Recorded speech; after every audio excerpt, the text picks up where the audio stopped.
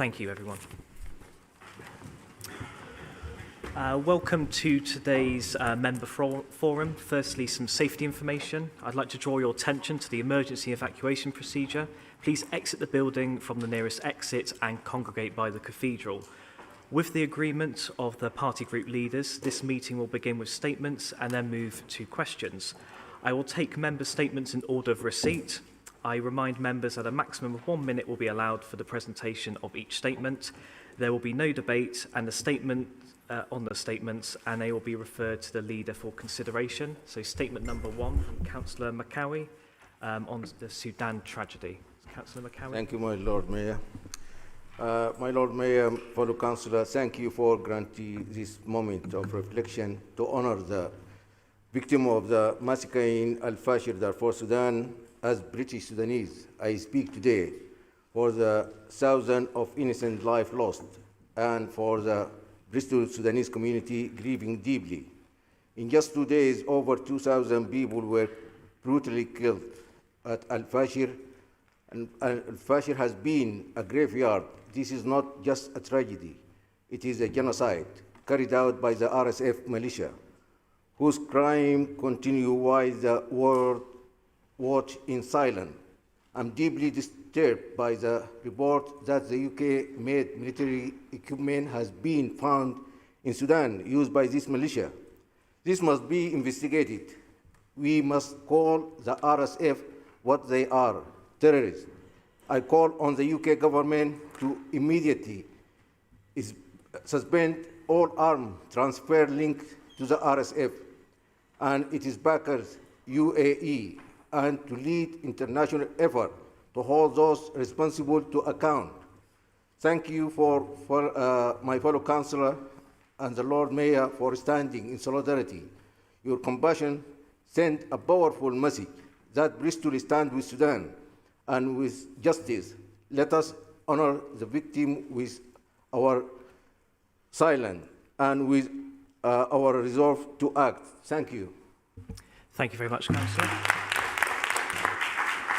Statement number 2 from Councillor McAllister, rise in extremism. Councillor McAllister, you have a minute. Thank you, Lord Mayor. Over the past several years, the United Kingdom has seen a rising tide of extremism. Political rhetoric has harshened and, tragically, violent acts have become more commonplace. We have seen an anti-Semitic terror attack against a synagogue during one of the holiest days of the Jewish year. We've seen an arson attack against a mosque. We've seen far-right thugs try and burn down hotels housing asylum seekers.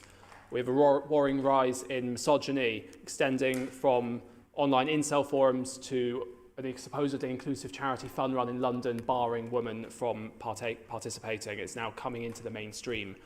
Threats against politicians... 20 seconds, Councillor. Are increasing in number and severity, and many of us have had to contend with these, and these do have tragic consequences. It can be tempting to sometimes engage or tolerate dog whistle politics, but as politicians and community figures, we must remember extremism is never satisfied with a little bit of hate, and we must be able to disagree on the policies while coming together on the principles. Time's up now. Thank you. Statement number 3 from Councillor Gemfrey, nuisance car wash. Councillor, you here? No? Okay. Statement number 4 from Councillor Francis on community cohesion. Is Councillor Francis here? Yep.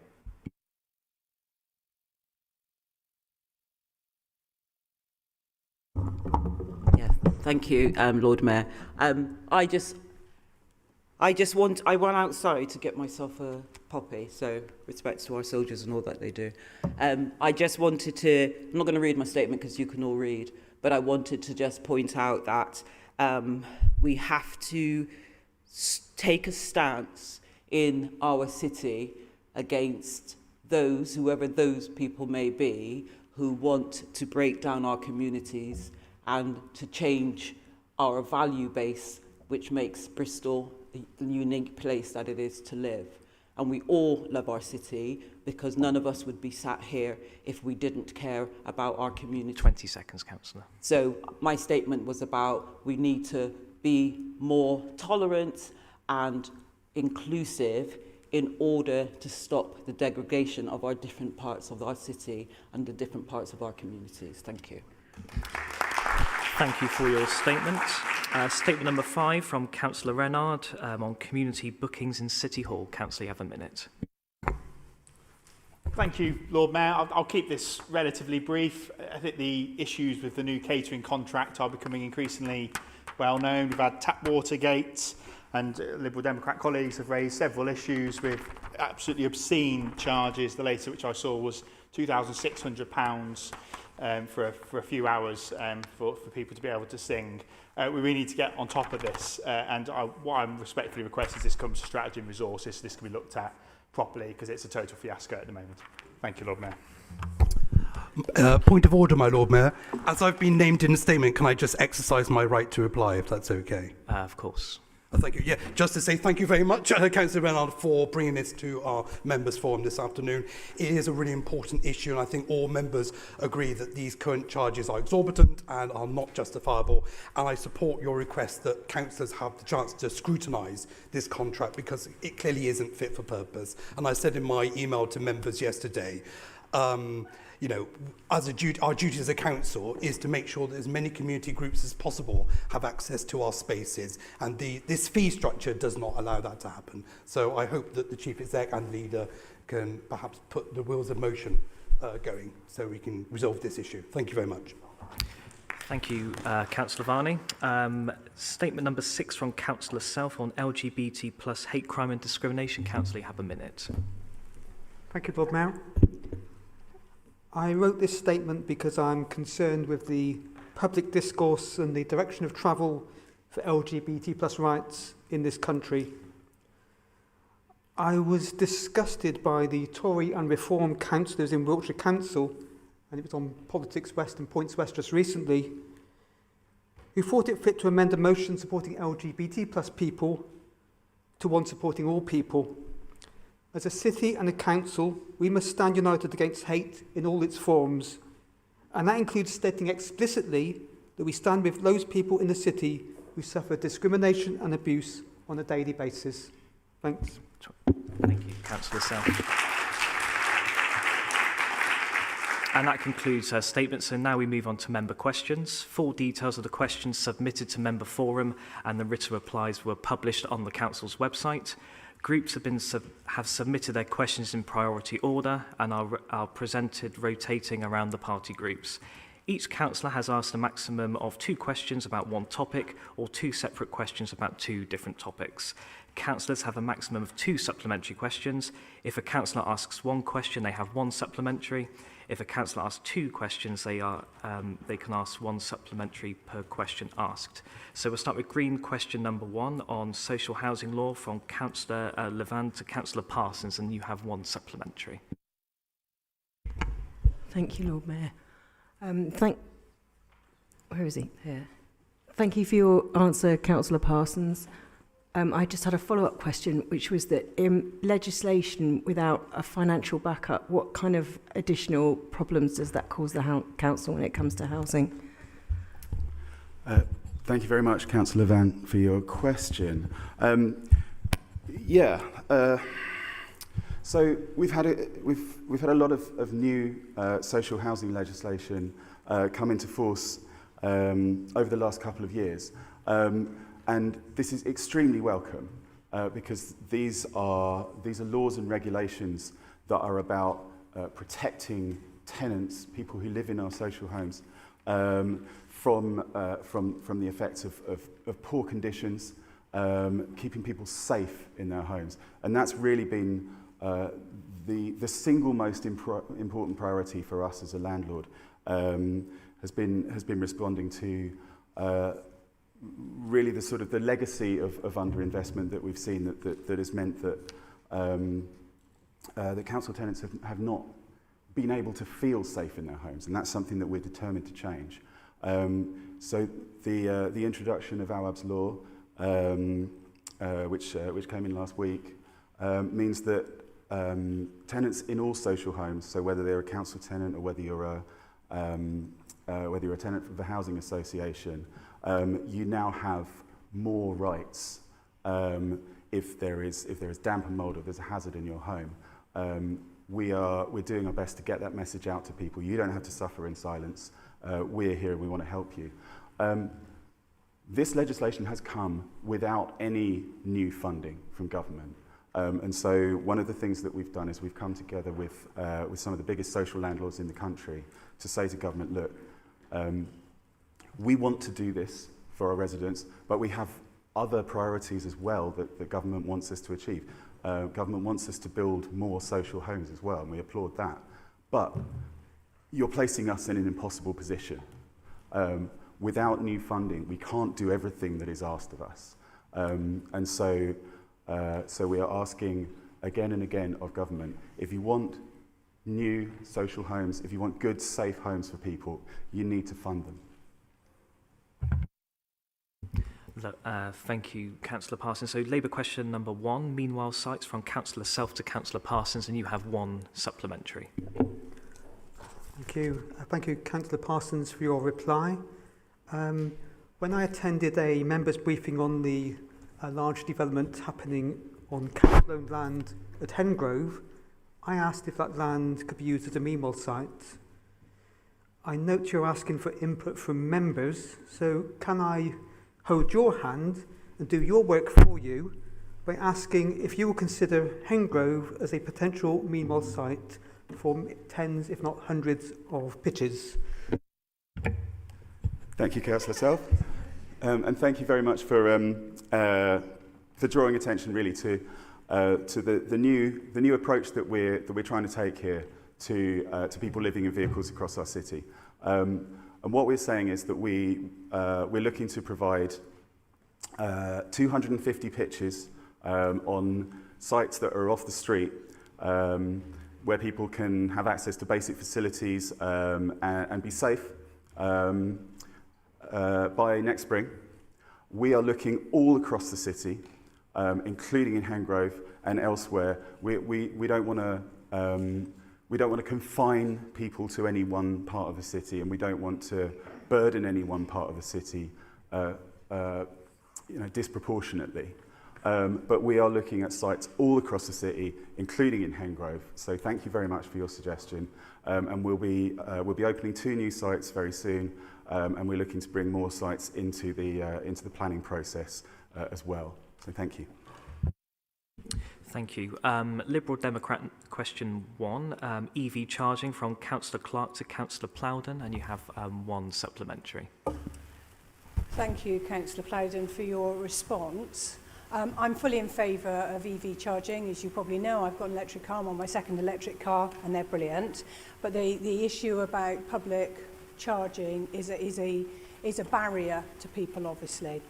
I have a concern about some of the proposal. Well, one of the proposals in particular is located on potentially going to be located on a street which is going to have 24/7, 7 days a week, 365 days a year, permit parking. Will I, with my electric car, be able to go and charge my car in a street where even on Christmas Day, you have to have a permit? I think you'll have to write to me and ask, let me know exactly what the location is, because I don't know, and I can't just conjure up an answer about a specific site just now. But I'm really happy to... I've actually written to you previously about this. About this particular site? I have. I don't remember that, sorry. Okay. Okay, if you want to resend the email, then I'll get you an answer as soon as I can. Thank you. We have Conservative question number 1 on Whitchurch Village expansion from Councillor Hucker, but I don't believe he's here today, so we'll move on. To Green question number 2, budgetary position from Councillor Fraser to Councillor Dyer, and you have 1 supplementary. Thank you very much, and thank you, Councillor Dyer, for your comprehensive answer. And it's really reassuring to see how much more of a grip we've got on the finances compared to the budget situation that we inherited back in 2024. I'd like to know, what assurance do you think central government must provide us with in order for the positive trajectory of figures to stay on track or even improve as we head into the next financial year? Thank you. I think the obvious answer in terms of what we need from our central government is appropriate levels of funding. I think that's always been the case. We've had 14 years of austerity that's seen budgets and funding to our local government cut to the bone. Even now, we're still at levels that are well below the levels of funding that were being provided in 2014 when you adjust for inflation. And I think that is having an effect not just here in Bristol. We work very closely with our fellow core cities. We know that Birmingham and Nottingham had to apply for exceptional financial support. In terms of overspends, Leeds, Liverpool, Sheffield are all experiencing tremendous overspends. The same problems are applying to all of us. Is increasing demand for adult social care, children's services, homelessness. I think one of the things that we pointed out is that Bristol at the moment, in terms of core spending power per person, receives well below the average for the core cities, to the extent of £80 per person. If we were just funded to the same level as the average level for the core cities, that would be an extra £39 million a year of funding, and we can do a lot more with that. Thank you. Thank you. So we move on to Labour question number 2, Philwood Broadway social housing, from Councillor Logan to Councillor Parsons. You have 1 supplementary. I might just wait for the vehicle to go past. Thank you. Thanks for your answer, Barry. The reason for the question is that Philwood Broadway is a really important development, and it's got really good, strong cross-party political support, and really good things are happening on the northern side. The public realm's a bit of a mess, but the housing development and the development for the community centre is really, really important, and it is really well supported. The sites at the southern end, the swimming pool site and what will become the old library once the library moves to the community centre, is really important. When the library moves to the community centre, we will have a site which will be criminal to leave it as an unoccupied building, and we have to have a plan. My reason for asking is, you've said in the report that you envisage the site to be de-risked the next few months. I didn't understand that there was money for that. So are you positively expecting there to be practical work on the swimming pool the next few months? Thanks very much, Councillor Logan. Really want to echo what you said about the importance of Philwood Broadway, really. I mean, this is an absolutely fantastic project for South Bristol. You know, we're getting fantastic new homes, new council homes. We're getting new shops, including a long wished for supermarket. We're getting improvements to the high street, which, as you say, we've got some challenges with the public realm, but I think we're working together quite well on that, aren't we? And we're getting a fantastic new combined library and community centre, which, when it opens next summer, is going to be a real sort of front room for Knoll West. It's going to be amazing, I think, and a real sort of real place for pride for the community.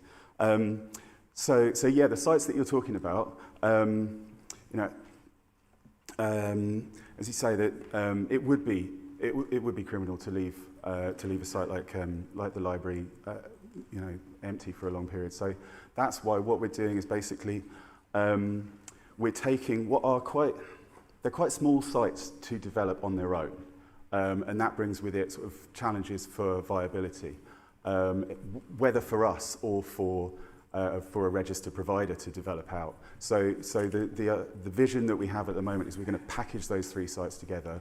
We're going to do the work that needs to be done to de-risk them, and then we're going to look to develop them either with a partner. We haven't ruled out developing them through the housing revenue account either. You know, these are all on the table at the moment, and really want to make sure that we're working together with you and Lisa and with the local community to make that happen. Thank you. Liberal Democrat question 2 on casework, from Councillor Clark to Councillor Dyer, and you have 1 supplementary. Who am I addressing this to? Sorry. Councillor Dyer. Councillor Dyer, thank you very much for your response. I didn't kind of entirely agree with it, because the reason I brought this question to today is that I found a couple of weeks ago that I had 2 unallocated pieces of casework stretching back to March. Is that all? I know. We're not playing top trumps today. I know. But iCasework, I've been an advocate of iCasework since we've had this system, and it is problematic. One of the things, the reason for my second question really is, first of all, I didn't agree with the response because of what I've just said. But my supplementary question is, last couple of weeks ago, I had cause to have 2 very urgent pieces of casework which came in. And I understand from Garfield that the service level agreement is a response of 4 or 5 days to respond, and that's before that's going into the system. If I have a really urgent eviction piece of casework, what do I do? And I bet you nobody else in this room knows, because we've never been told what we do when we have something that's incredibly urgent. And I had 2 pieces. I would really appreciate, and I think all members would really appreciate a response of how we circumvent the system. I know we're not meant to go to officers, I know we're not meant to go to directors, and I respect that generally. Not always, but I do respect it. But I think people have a right to know what we do when something is genuinely urgent. Thank you. Thanks, Joss. I'll come back to you and sort out those particular issues. I mean, the information I've been given is that they did a sample of, officers looked at a sample of 1,000 cases over the course of the year and found 35 were left open. So maybe your 2 is one of those 35. And that's about 3 to 4%. But I've just had a quick chat with the Chief Executive, so we'll go back and get back to you. And I think, how do we escalate some of those unallocated or unresolved cases? Can you not just get back to me? Can you let everybody know what that situation is? Because I think people would be really grateful. Thank you very much indeed. Thank you, Bruce.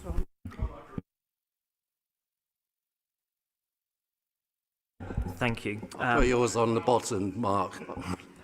So Conservative question number 2 on the East Bristol Liverpool neighbourhood was from Councillor Hucker, but he's not here, so we'll move on to Green question number 3 on local park events from Councillor Stone to Councillor Williams, and you have 1 supplementary. Is Councillor Stone here? Yes. Yeah, I do have a supplementary. Thanks very much for your answer. Thank you indeed. I'm not quite sure they answered the question, to be honest with you. So my supplementary is prior to Victoria Park Action Group organising bonfires, there used to be up to about 10 bonfires throughout the park, and fireworks went off all over the place, and it was very dangerous.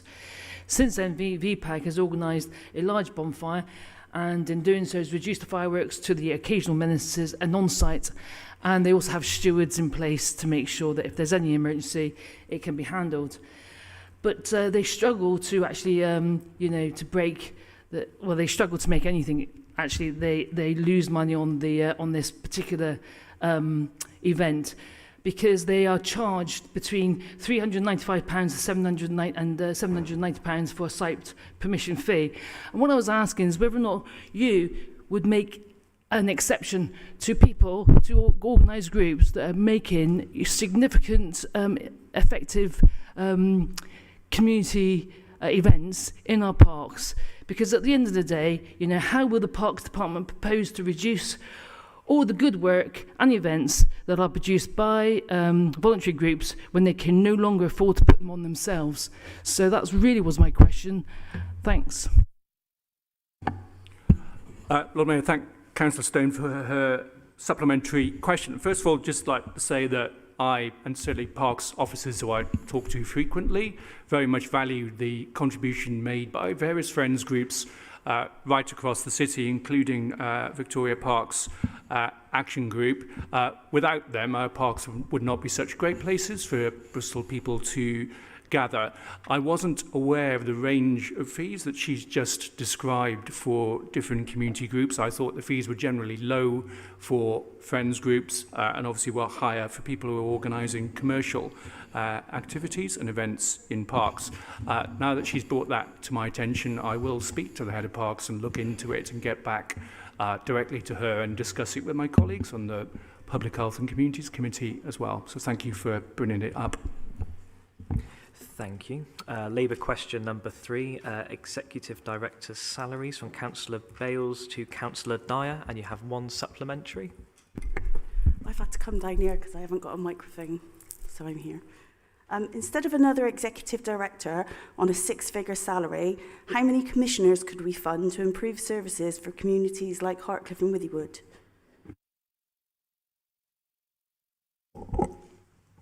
I'll find out for you. Thank you. Liberal Democrats, question number 3, casework and utility companies, from Councillor Varney to Councillor Plowden. You have one supplementary. Thank you, my Lord Mayor, and thank you, Councillor Plowden, for your response. It's rather embarrassing that it took so many interactions on Fix My Street and also my interventions using iCasework and a question to members' forum in order for the council to find out that they actually owned the asset and were responsible for doing the work, and this took place over a course of several months. No, thank you very much for apologising, and I appreciate, we don't have a complete register on all our assets, but it shouldn't really be necessary for people to have to keep repeating themselves on Fix My Street in order for a piece of work to take place. So could you tell us when you think it's likely that one intervention on Fix My Street will be enough for the work to actually take place rather than several interventions? So, thank you for your question, Andrew. And yes, I agree, this is quite embarrassing that it was our own asset. We have actually got a process in place now to much more robustly follow it up when we have issued I think it's Section 81 notice to utility companies to make sure they're on the case, and it's escalated to the head of service with their quarterly interaction with utility companies. In individual assets are now escalated where they're not dealing with it. Obviously, that's not much use when it's our own asset. And we are, one of the things we're doing is whenever we're doing any cleansing or any works on a particular area, we're making sure that we get all those assets mapped and we know who they are. So we're trying to go further upstream. On Fix My Street, we've made some improvements already. It used to be, even actually under the previous administration, I pointed out there was a lot of failure demand going on in Fix My Street where people were saying, this is fixed. We've just had one in a park recently where something was labelled as fixed and it's not. That's because the way that it's being used by individuals. It's not that they're misrepresenting the truth, it's because they're passing it on to another team. And in highways now, when that happens, you get something that says this has been passed on to another team, or we're raising an issue, or we're taking it seriously. Unfortunately, some of the operatives, now that Parks and Waste have come on board, are not doing that, and it's coming out as fixed. So we do need to do some process issues. Fix My Street is a great tool for raising issues. It's been used quite well to manage the performance because we get so many thousands of things in, but it's not so good as a communication tool. And so we, if you're at the all-member briefing a couple of months ago, we started looking at what might make it better. We're going to do a series of engagements with members. This needs to be, the contract expires in 2028. So what we want to do is really get under the skin of how we use this as a much better system for not only getting the work done, where possible, but also communicating better with the public about what's happening. And I think actually looking at some of the things that Fix My Street can now do, instead of you having to find from a huge, great big list, you can more or less start typing something in, and modern technology will recognise what you're doing and help you a bit more. So we're trying to make it even more user-friendly, and we're trying to make sure that people get that better response and not failure demand. We've been a bit more successful with highways. This is a bad case, but we're also trying to encourage waste and parks to do the same. Thank you for that. Conservative question number 3, controversial park licence scheme, from Councillor Eddy to Councillor Williams. And you have 2 supplementaries, Councillor. Thank you, Lord Mayor. May I thank Councillor Williams for his helpful replies. Question 1 was not directly linked to the 2026 budget. Does he expect a final decision to be made by the end of May next year? Sorry, the end of February next year. Lord Mayor, yes, I expect that we'll be able to make a decision well in advance of budget full council in February, and even if it was close to budget full council, the amounts involved are completely insignificant and immaterial to the outcome of that budget, so I don't think it'll have any bearing on it. Can I thank him for that reply? Question 2, are there any plans to consult with the wider public, and if not, why? Lord Mayor, the activities we're trying to regulate and license and charge a fee to cover that are commercial activities by businesses. They're not activities by members of the public in general. Obviously, there will be an effect on the customers of those business, but they are specifically about the activities of commercial operators in our parks. We opened applications for a license a few months ago, received some harsh feedback, I will say, pretty direct feedback from operators and from political colleagues, and paused it. But we are still analysing the information that came in, which has been incredibly useful and enables us to design a scheme that better fits what we think are the activities taking place in our parks. But the truth is, Lord Mayor, we didn't really know the full extent of what was taking place in our parks. Now we have a better picture, and I'm sure we'll have a much better scheme that matches that. Thank you. Green question number 4, flooding and drainage, from Councillor McCowie to Councillor Plowden, and you have 2 supplementaries. Thank you, Lord Mayor. No further questions. Thank you. Labour question number 4, about outdoor seating, from Councillor Renard to Councillor Brown. You have 1 supplementary, Councillor. Thank you, Lord Mayor. I think this follow-up is actually probably for the Transport Chair, 'cause it's specifically on the highways enforcement element. So it's slightly hypothetical, and thank you for the answer that I've had. If the outcome of the anticipated planning committee decision on the 19th of November 2025 is to approve the existing structure in planning terms, Councillor Powder, can you assure us that your team will do all it can to find a positive solution that allows for the existing structure to remain in place? We've stopped. Thank you for your question, Tom. We've stopped the. I personally intervened, to be honest with you, to stop the enforcement to take place.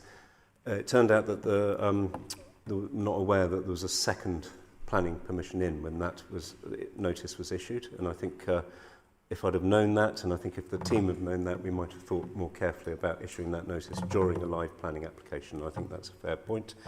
I think we will absolutely, I will be there and I'll be listening to the debate and make sure that we respond to the debate had by councillors. And I think it's extremely important that that debate is had in the open, in a democratic way, and that Highways listen very, very carefully to the outcome of that debate.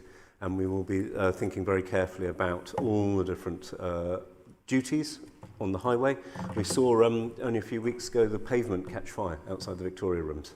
We wouldn't want that to happen anywhere else in the city, and we do need to make sure that the highways are available for people, for the department to inspect, and actually for utilities companies to be able to make sure that we continue to serve the public.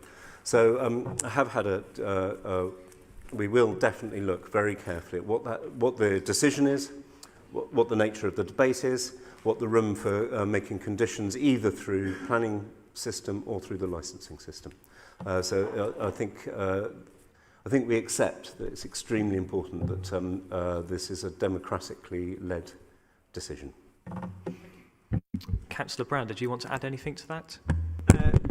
Yeah, thank you, my Lord Mayor. It was just because obviously the question came to me. So thanks to Councillor Plowden for responding to the specific follow-up question. I was just going to add that as well as the planning decision, which is obviously a matter for the planning committee, although the planning service is obviously within the remit of economy and skills, there's also an economic development dimension to this.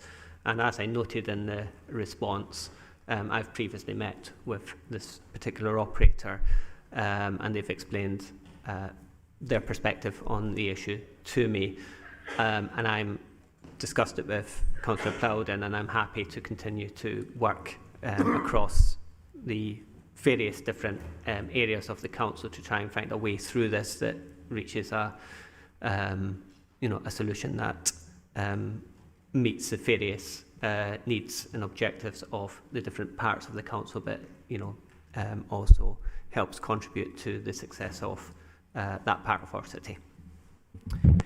Thank you. Liberal Democrat question number 4, council tax bill errors, from Councillor Coombs, but I don't believe he's here, so we'll move on. Conservative question number 4, planned park licence scheme, from Councillor Weston to Councillor Williams, and you have 2 supplementaries. Thank you very much, my Lord Mayor. And I apologise, I'm going to steal a little bit of thunder because Richard's asked questions, we've had supplementaries, but Door's got questions, I've had those.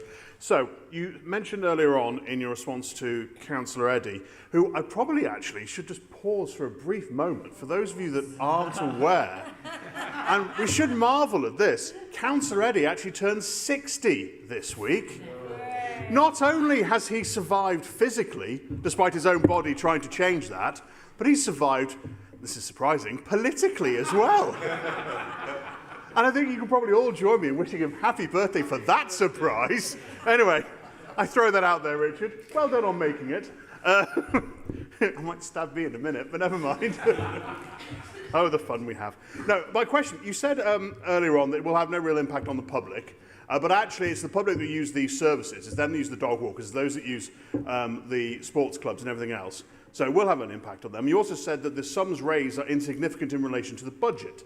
So my question to you is the pain worth it?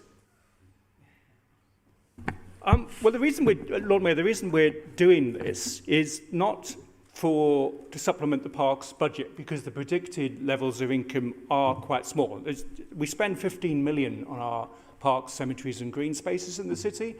The amounts predicted to be raised under this licensing scheme, while speculative at the moment because we don't know the level of activities, are really small. You know, they're not even expected to breach 10, 20, 30,000. So really insignificant. But we are concerned that there are lots of commercial activities taking place in our parks by people who have not sought our permission, even though council bylaws say that they should. We don't know whether they're insured to carry out the activities that they are doing, given that some of them, if you read Councillor Weston, what a military boot camp involves, and consider whether you might want to benefit from it. I hardly think I'm the target audience. Well, maybe I am. Maybe I am. A long warm-up is probably well advised. Otherwise, about you might 40 years too late, I think, Councillor Williams. Otherwise, you might get severely injured. I feel a heart attack coming on right now. And we don't know whether these companies, and they are companies, have the correct liability insurance to take place. So that's why the licensing side of it is the more important side of it, and the fee is meant to cover the costs of running the scheme. I'm sure you fully answered it there. Okay, well, in that case, when it comes to enforcement of this scheme, can you tell me how you can tell someone who's just walking two dogs and they own the dogs, and someone who's walking two dogs professionally, considering there's no licensing for dogs, how would you do that? Before I miss the opportunity, Lord Mayor, can I also wish Councillor Eddy a marvellous Diamond Jubilee. It's good to know that there are some people in the chamber who are older than me. They're only just, from what I've heard. Well, enforcement, Lord Mayor, is obviously going to be difficult across a whole range of activities in the city, and this will just be another one of those. But if somebody has a licence from the City Council to operate in our parks, they will no doubt say that on their own websites. They'll want to say that we are licensed, therefore the public have reassurance that the City Council has looked at the qualifications of the people who are operating this service, are satisfied not only do they have the qualifications, but they are insured in order to protect the public. I think there'll be some self-enforcement involved here, because why, if you were going to a military boot camp, would you go to one that quite obviously doesn't say that it's licensed by Bristol City Council to operate? So I think there'll be some self-enforcement. And to answer the questions that were underlying all of this, I did pause this, having had consultation with colleagues, and we are redesigning the scheme, and I hope we'll be coming back quite soon with what the revised proposals will be, taking into account small businesses in Bristol who we don't want to adversely affect, and also taking into account the views of professional commercial dog walkers. Thank you, Councillor. So, green question number 5 on planning enforcement from Councillor Poultney to Councillor Brown. You have one supplementary. Thank you very much for your answer, Chair.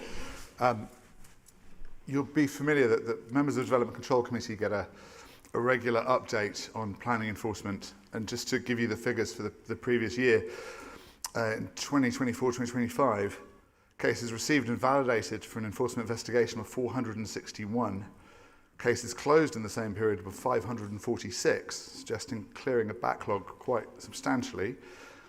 No breach of planning control was found in 122 cases, breach removed through negotiation, 167 cases, planning enforcement notices served 6, but the one that interests me is below intervention threshold at 251. Now, in those cases, this is where there's an explanatory note attached, where very limited planning harm is found, or it's not in the wider public interest to take further action. I am concerned, as well as a lot of my residents, and I think increasingly other councillors, that wider public interest is becoming a euphemism for lack of resources. And there's a bit of a worry that your answer seems to confirm that. Could you suggest whether you agree with me or not that we need a 5th category, harm identified but no action taken due to insufficient resource? I'm not going to address the question in the terms he's asked it. The answer made reference to the paper that went to my committee yesterday, which I'm sure he will have read. Apparently there's some sort of protocol which means it can't be elaborated on in the answers to this meeting before it's been discussed at committee. I didn't quite understand it. Anyway, so we know that there is an issue with planning, and we know that with planning enforcement, and we know that that's twofold. One is that there is a range of things whereby, under the legislation, the remedy as such, it amounts to effectively a slap on the wrist or an invitation to make a retrospective planning application. And I don't think anybody finds that particularly satisfactory, but that's the legal position we face. The other aspect that we've had is the planning service has been designated. It was designated under the previous administration, and we've been working hard to get out of that. That did have an impact on resource and enforcement.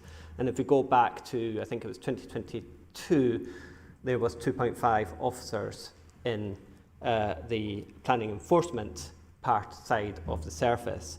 That has been increased as we have managed to get through the backlog in the planning application side of things. So there is currently 4.5 officers in enforcement, and there is a new post being recruited to, which will take that to 5.5, which is almost back to where it was. And again, I can't remember the year, but at some point pre-pandemic when it was at 6.5. So we are getting back to a position where we are increasing resource into planning enforcement, and that will allow us to do more to address a wider variety of cases in a more timely fashion. And where we can take action, we will take action, and we will be forceful in communicating that, both with members in the individual wards and with the wider public. So I don't agree that it's not. So my short answer is that we have got resourcing issues, and like everything else across the council, but we are working to address those, and hopefully you should see improvements coming through the system. But I'm happy to take it up offline with him as and when. Thank you. Labour question number 5, former Eagle House Youth Club, from Councillor Durston to Councillor Dyer, and you have one supplementary. Thank you. Thanks for your response, Tony. Although I'm sure residents would have liked to have heard directly from yourself about this, since they've been sort of communicating with you on it previously.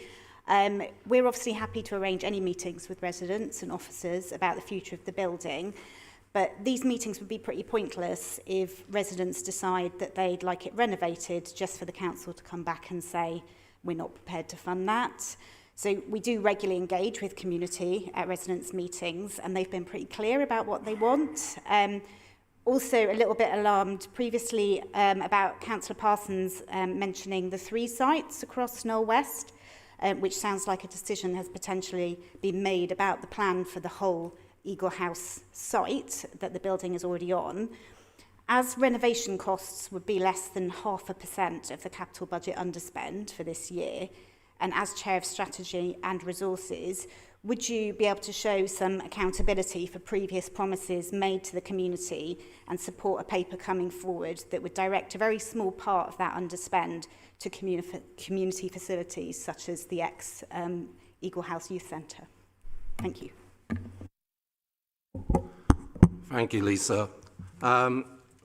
What I am committed to is working with the ward councillors for both Fairwood Ward yourselves and Noah Ward to look at bringing forward a solution that is both supportable by the local community, but also is reasonable for the council to put funding into. I've read your recent statement on the Labour website. Unfortunately, some people still refer them to me, but and I think there was a comment there about it being £280,000. And that's just to get to EPCE, I believe. Within 2 years, we may have to get to EPCC. So I think what we need to do is make sure what are the costs involved, how much it would take. But beyond that, yes, I think no, there is a commitment to make something there that's available for community use. Whether it be the assisted building in its existing format, that's why we want to have that engagement, because we need to make a decision that is best long-term for the community.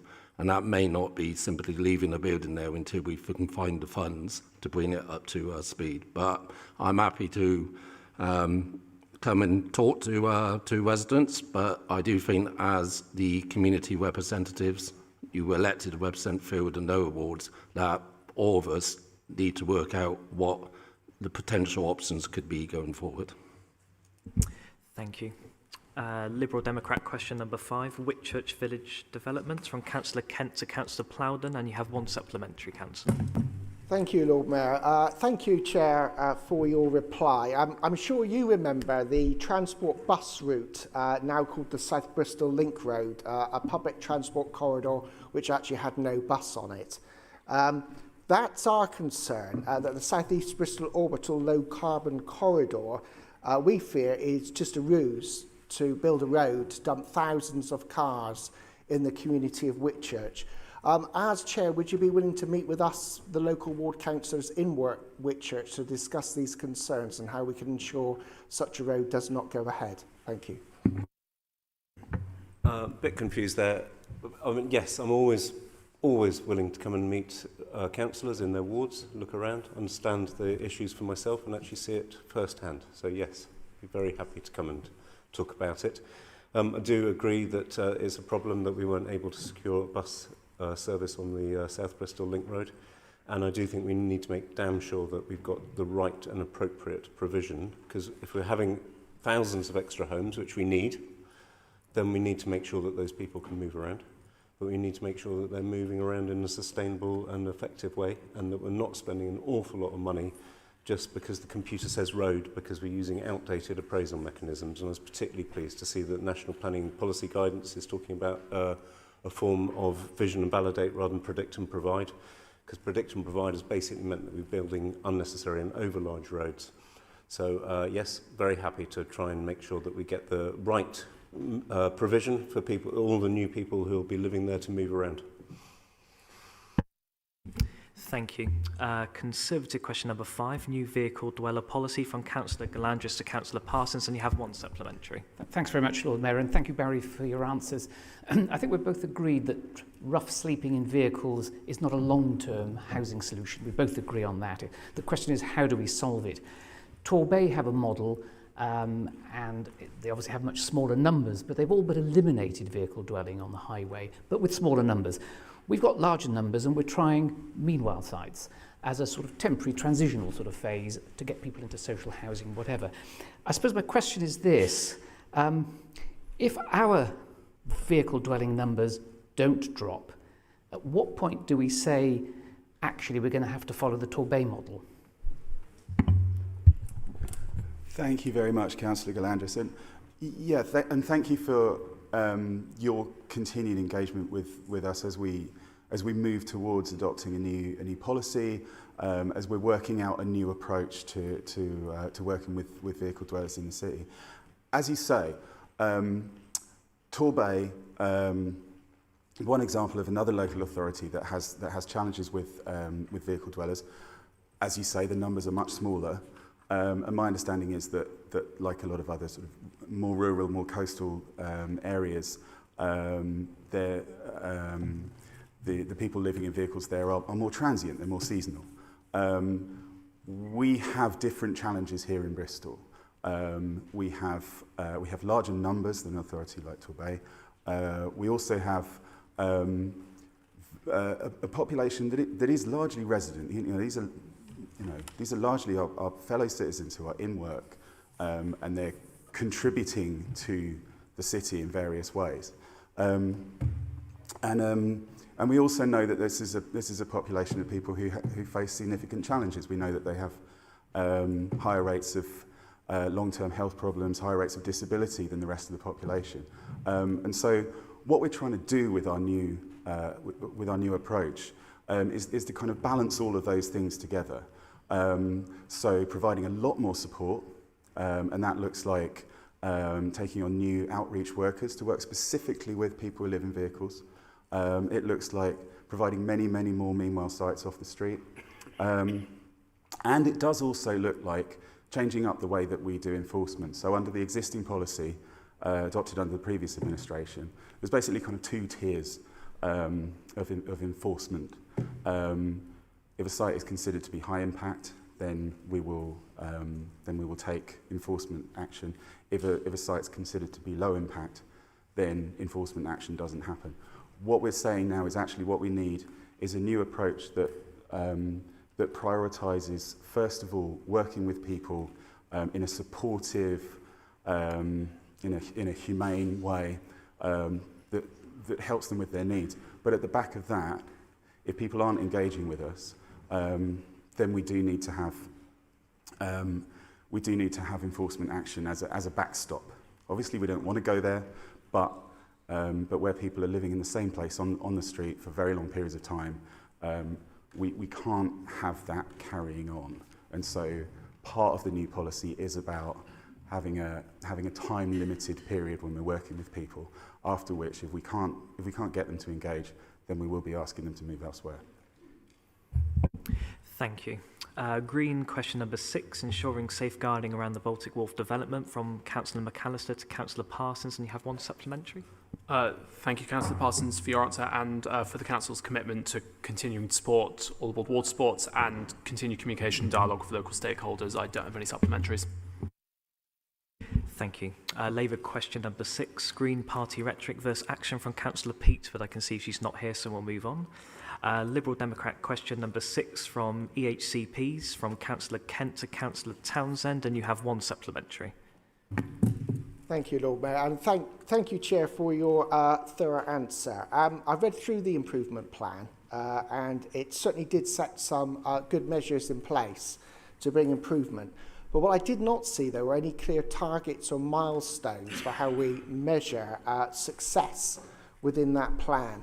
So I guess my question is how are we going to do that? Because reading through the plan, it would appear to me that we could be looking at a backlog for over 2 years based on those resources identified. So are you going to talk with officers about having a clear set of milestones and targets so we can see success and see where we might eventually end this terrible backlog, which I know has dogged us for many years? Thank you. Okay, so originally it was 50% by the end of March. Since that has been set, the review at the national level has been now set back twice, and that has an impact on both our ability to maintain staff and keep up our staff morale, our ability to recruit successfully to those new posts, but it also has an impact on how families and schools feel about the SEND system in general.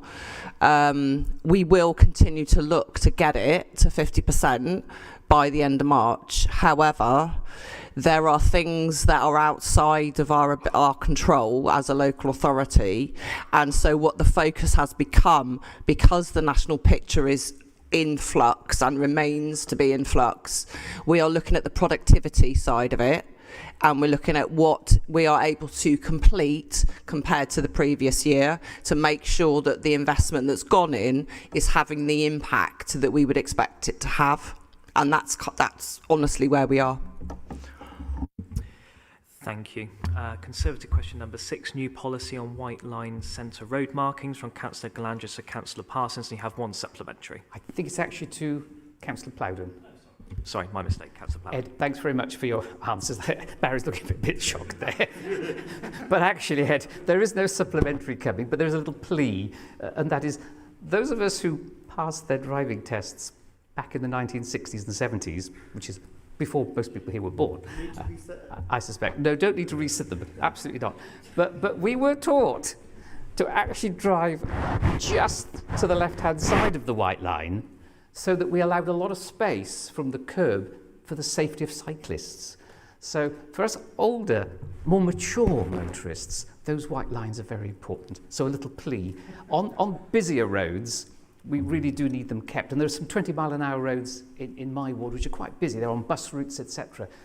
So that's why I think it is helpful to have local ward input, because some roads do need those white lines. A plea from me. There's no supplementary. I'm going to take that as a question anyway, John. I think, I mean, in the direct answer to your question, I think you would be upset if I was just to arbitrarily say no white lines on this road, this road, this road. We put in the paper, we described very, very carefully what the safeguards are, that there will be our experts, our officers on whom we rely every day to make sure that our roads are safe. We'll do that. And there's also a safeguard that if it's not working too well, then we'll reconsider that decision. There is something, and maybe it's more recently than the 1960s and 70s, where we're looking at risk compensation. And people, if they're uncertain about exactly where they should position themselves on the road, drive slower, given that speed is the single most related to any crashes and casualties. Therefore, people driving slower and compensating for the risk they feel because they don't feel quite so safe, I think is actually a fairly obvious way of going about this. And before we brought this forward, I did consult with two professors who specialise in traffic engineering and traffic psychology, and both said this is a really good thing to do with the safeguards we put in place. Lovely, thank you. We've got time for one quick question. Green question number 7, impact on fireworks from Councillor McAllister to Councillor Williams. Sorry, no supplementaries, but thank you for the answer. Excellent. Well, I would say that concludes Members' Forum, and we'll see you all again at 6 o'clock.